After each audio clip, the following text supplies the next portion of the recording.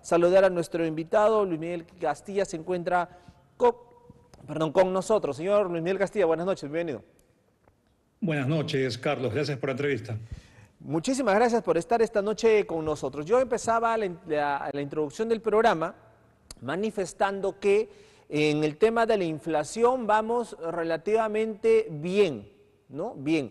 ¿Es así esto? ¿Vamos bien o es una apariencia de bienestar?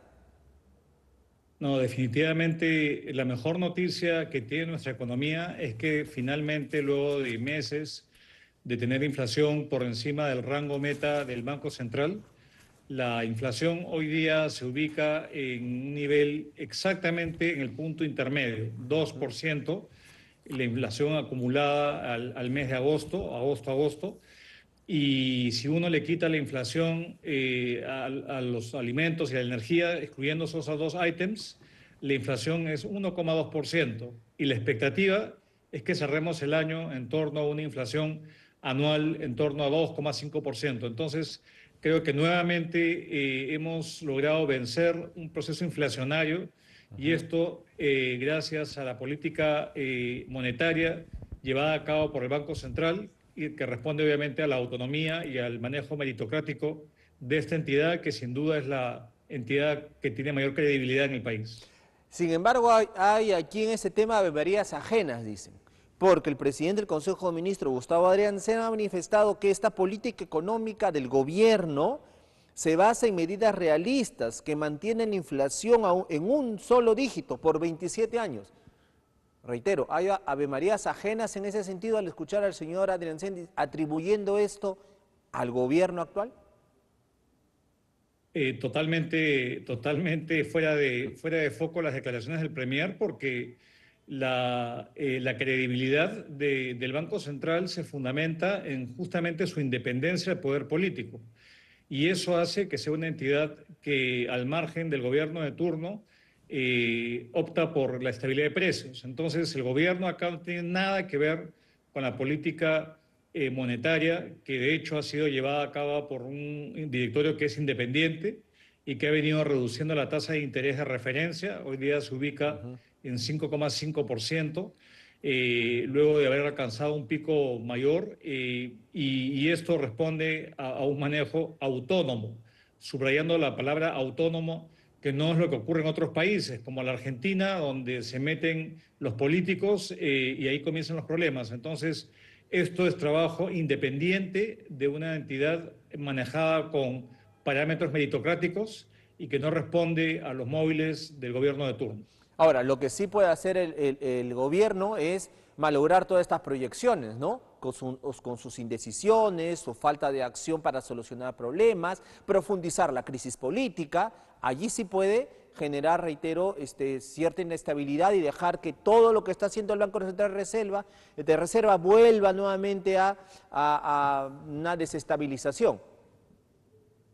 Bueno, hasta cierto punto sí, porque, a ver, creo que hay que poner cuáles son los objetivos de política económica del gobierno, ¿no? Por un lado es lograr que haya un mayor crecimiento, que se genere empleo, que se reduzca la pobreza, y el instrumento que tiene para hacer esto en parte es el gasto público, ¿no? La política fiscal. Ajá.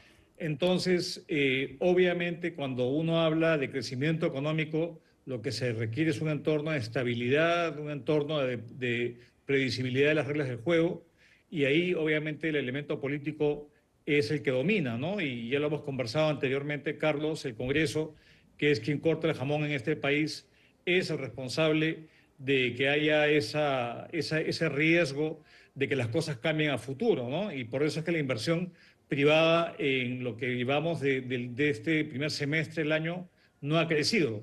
Se ha recuperado el consumo, se ha recuperado la inversión pública, pero la inversión privada ha tenido un crecimiento nulo el primer semestre del año en curso. Y esto en parte responde a esos elementos políticos a los que hace mención. Ahora, obviamente, la inflación puede verse afectada si es que hay una política fiscal expansiva, se sobrecalienta la economía y eso hace mucho más difícil dominar la inflación. Felizmente ese no es el caso, ha habido un impulso a la política fiscal, pero esto no, bajo ningún criterio, ha presionado los precios. Más bien, lo que ha ocurrido ha sido que a la par que el Banco Central ha aumentado la tasa de interés y luego la ha podido reducir, es que las fuentes de inflación que eran externas ya se han disipado, ¿no? Todos los fenómenos importados, los problemas climatológicos, todos estos han cedido y ya se han normalizado las condiciones de oferta para la mayoría de productos de la canasta básica de consumo. Perfecto. Sin embargo, utilizó, señor Castilla, un término aquí que sería bueno también conversarlo. Estamos bien en torno a la inflación y demás, como lo acaba de manifestar. Sin embargo, usted utilizó el término de gasto público. Ya aquí ingresamos a este tema de el déficit fiscal. A inicio del año se fijó el déficit fiscal para el 2024 en un 2% del PBI, en el marco macroeconómico multianual.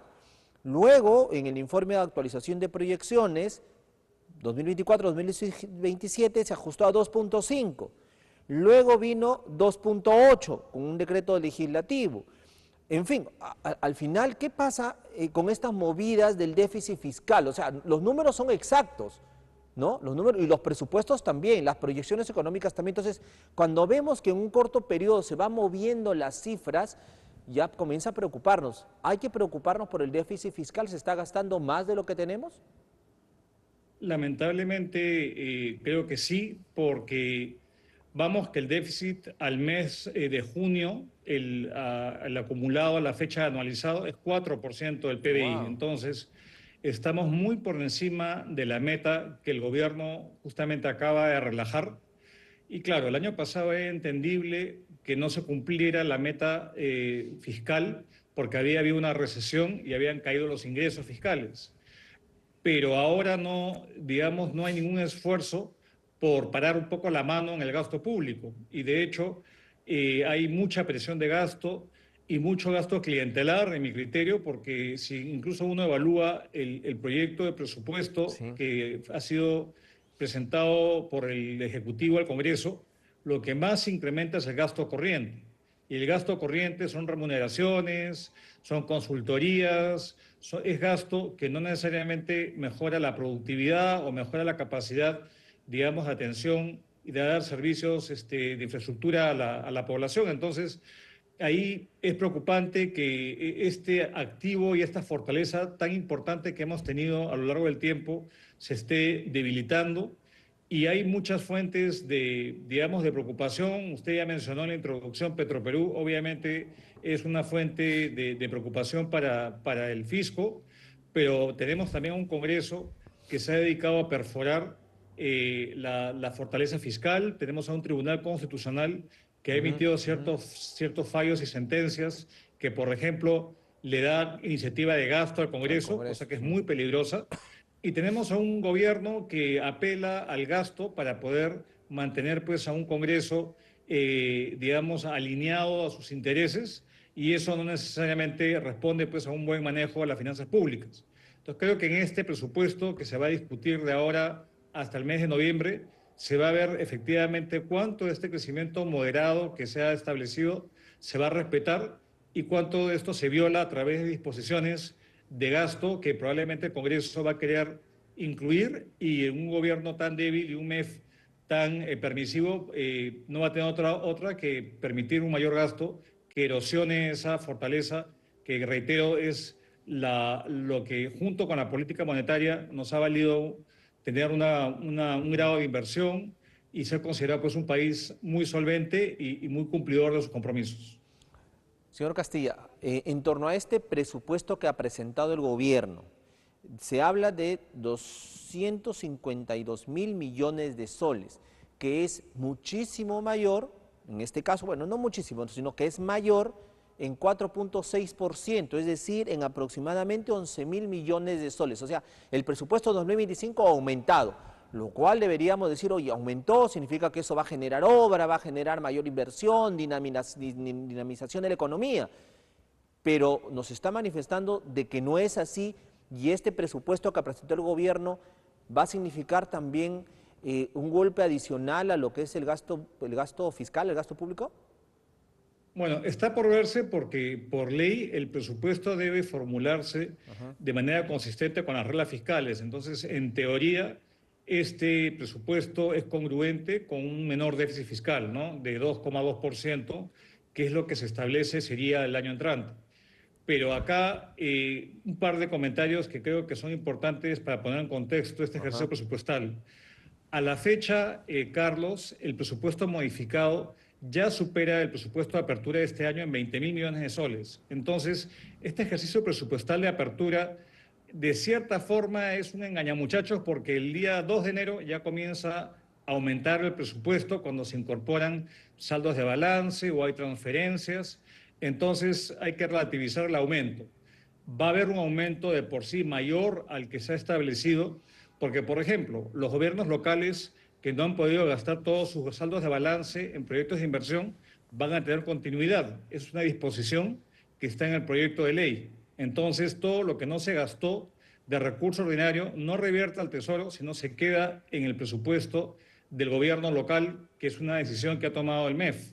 Eso ya es un impulso adicional. ujú. Y así como eso, hay otro tipo de disposiciones que no se pueden percibir tanto en los montos agregados, pero sí en las acciones que se derivan de esas disposiciones complementarias que están en el proyecto de ley. Y a esto evidentemente se suma toda la discusión y el debate presupuestario, en el cual en el cuarto intermedio usualmente se incorporan al famoso anexo 5 muchos más proyectos de los que el gobierno tiene la capacidad de financiar respetando el tope del déficit fiscal. Entonces, nuevamente, el ejercicio presupuestario en nuestro país es uno relativo porque finalmente hay que ver el detalle de las disposiciones que se incluyen en el dictamen final y el que finalmente es aprobado por el Pleno.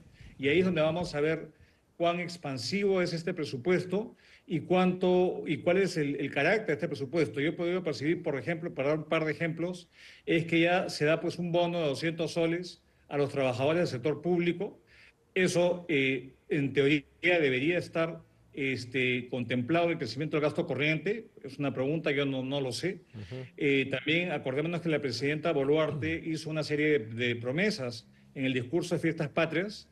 Esperemos que mucho esté. Yo recuerdo que prometió un aumento a los sueldos de los policías y de la Fuerza Armada, e incluso a los haberes de los pensionistas. No he visto ninguna disposición que contemple ese aumento. Entonces, vamos a ver que este ejercicio es uno, digamos, referencial, pero lo cierto es que hay una mayor percepción de riesgo. En general vemos que las finanzas públicas no se han estado manejando de la manera más prolija y esto ha debilitado esa credibilidad que lamentablemente el MEF ha perdido frente a otros años donde imponía más la rigurosidad y eso le ha valido al Perú tener pues una buena calificación crediticia y a la postre una reducción en los costos de financiamiento, no solo para el gobierno, sino para también el sector privado. Entonces, lo que está en juego es este manejo cuidadoso de las cuentas públicas y es como cualquier hogar, ¿no? Quien gasta más de la cuenta acaba endeudándose y mucha deuda obviamente finalmente no es una práctica sana en un hogar y tampoco es en un país. Exacto, pero sinceramente la situación se complica porque si hubiéramos tenido un gobierno fuerte, podía poner algunas reglas ante el Congreso. Si hubiéramos tenido un Ministerio de Economía fuerte, un ministro de Economía fuerte, puede imponerse ante algunas acciones que pueda tomar el Parlamento. Pero cuando no existe eso y tenemos un Congreso que se cree tener todas las prerrogativas, ¿no? Y como lo hace, va a comenzar a derrochar dinero como cancha, ¿no? Va a comenzar a entregar dinero como cancha a diestra y siniestra. Eso es lo que nos preocupa, que parece que es el camino a seguir, al menos lo que podemos prever lamentablemente. Y reitero, eso lo está haciendo incluso con el aval de otras instituciones como el Tribunal Constitucional. Así es lamentable eso porque nuevamente construir credibilidad en el manejo de la política económica pues toma tiempo. Acordémonos cómo era nuestro Banco Central hace 25 años, no era ni la sombra de lo que es ahora. Y eso es porque ha habido continuidad y ha habido autonomía del poder político. En el caso del Ministerio de Economía, lamentablemente es sujeto a las restricciones políticas que enfrenta un gobierno que es sumamente débil y que apela pues a coaliciones, a gasto clientelar vemos que la Comisión de Presupuesto la maneja un partido político que no se caracteriza por ser muy austero, necesariamente en su manejo de los recursos de los contribuyentes. Acordémonos que finalmente son los contribuyentes, somos todos los peruanos, y esto puede ciertamente erosionar esa fortaleza. Ahora, dicho todo eso, Carlos, creo que todavía, para no ser tan alarmista, tenemos un nivel de solvencia todavía fuerte. Nuestro endeudamiento público con respecto al tamaño de la economía, nuestro PBI, es bajo comparado con otros países, pero ojo, no hay que descuidarnos porque tenemos contingencias, tenemos sentencias que el gobierno pierde, laudos que hay que pagar, sentencias judiciales, contingencias derivadas de desastres naturales y obviamente costo de reformas que no están incluso incorporadas, una reforma previsional que está todavía en manos del Ejecutivo, que no sabemos si se va a observar o no, y tiene un costo fiscal importante, y contingencias obviamente de empresas públicas insolventes. Entonces, manejar hoy día el fisco es toda una tarea muy compleja que requiere mucha disciplina, mucha ortodoxia, para no perder nuevamente esa ventaja competitiva que el país tanto rédito le ha dado en el pasado.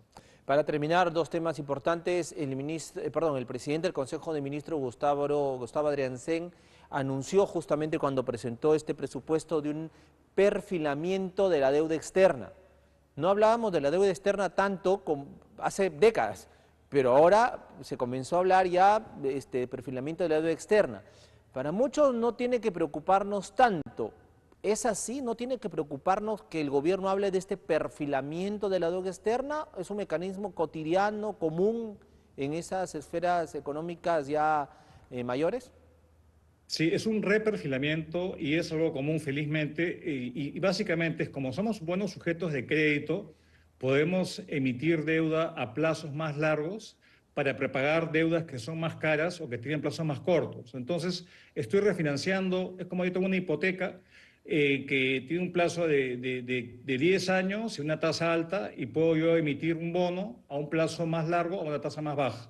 Entonces, esto lo que hace significa ahorros en el servicio de la deuda, amplía la vida media de la deuda a un plazo más largo e incluso mejora la composición de monedas, más en soles y menos en dólares. Entonces es una buena práctica que justamente lo brinda tener una calificación crediticia y que tengamos todavía bonistas que compren pues la deuda que emite el gobierno, y eso es una buena práctica, es parte del manejo de pasivos que lleva adelante el Ministerio de Economía ya hace muchos años. Correcto. Petroperú, ¿qué hacer con Petroperú? Mire, esa es la pregunta y se la dejo a mi tocayo, al exministro Inchausti, para que le dé luces, pero definitivamente es muy delicado la situación que está viviendo la empresa estatal. Creo que lo que ha planteado el directorio es lo que toca hacer, es una reestructuración muy importante que le permita limpiar y manejar el gobierno corporativo de esa empresa.